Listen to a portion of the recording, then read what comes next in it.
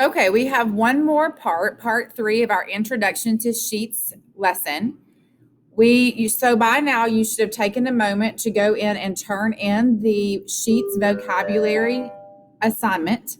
So make sure that you submit that through Kami. You should have filled it out with me throughout part 1 and 2 videos.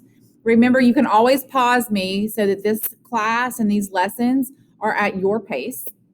Now, moving forward, we have a couple more things to go over in our introduction. The first thing to go over was merging. Before we go over merging, I want to show you some different ways that you can insert a row or column. So let's say that I want to create a title for the information that I see on my sheet. I'm going to right click on the number 1, which is the row label right here. Right click on the 1 and choose either insert a row above or insert a row below. There are a couple other ways that you can do this, but I think that students have really given me more feedback that the right click on the letter or number is the easiest.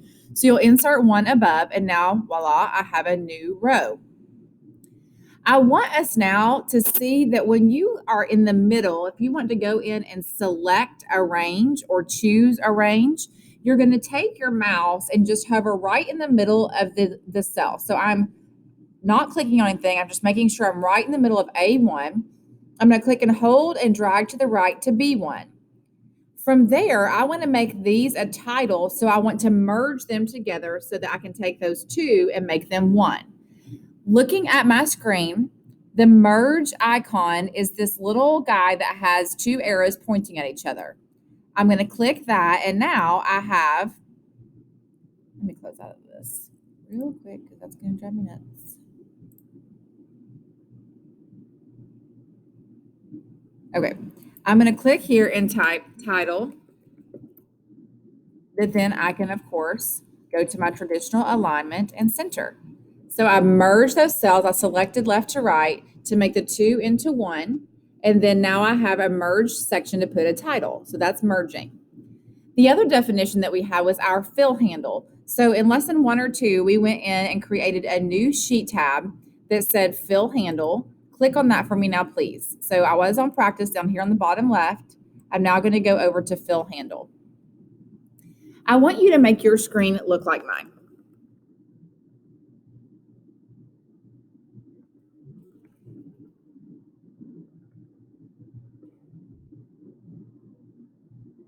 So A1, I type January, skip a column. C1, I type Monday, skip a column. E1 is number 1, skip a column. G1 is number 5. So you can, of course, pause me now to fill this in if necessary, and then come back. I'm going to click on A1 where I have my content, and I want to draw your attention to what this bottom left-hand or right-hand corner that has a filled square. When you hover over that, you'll have a really large, easy to see black crosshair. So again, I'm finding this fill handle is what this is. It's on the bottom right-hand corner of my cell. When I hover over the top of it, I have a crosshair. I'm going to click and drag that straight down. So then I have a shortcut to populate my months. That's just like a little built-in feature, not too powerful. You'll see that your fill handle will work really well for you in a different capacity when we move on to a little bit deeper into the software. But just to practice finding and using it, we'll do it for these little tricks.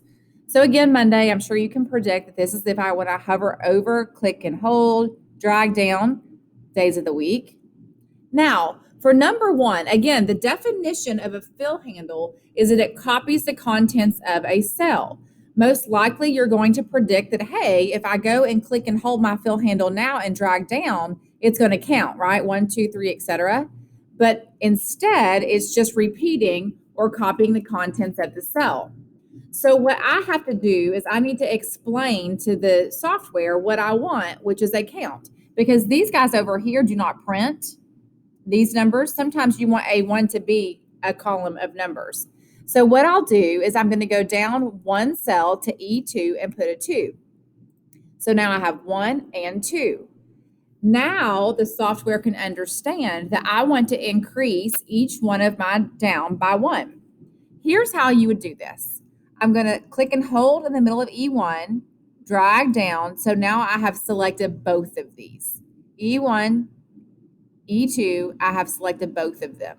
And notice I have one fill handle. Click and hold that and drag straight down.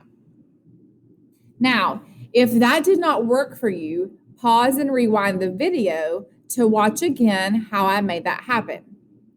Moving forward to the 5, I just wanted to show you that you can use, it doesn't have to be a traditional count. Again, I want to increase by 5. So I went to G2, typed in a 10, select both G1 and G2. I only have one fill handle now, and I'm going to bring that down. You can see that now I am counting by 5s.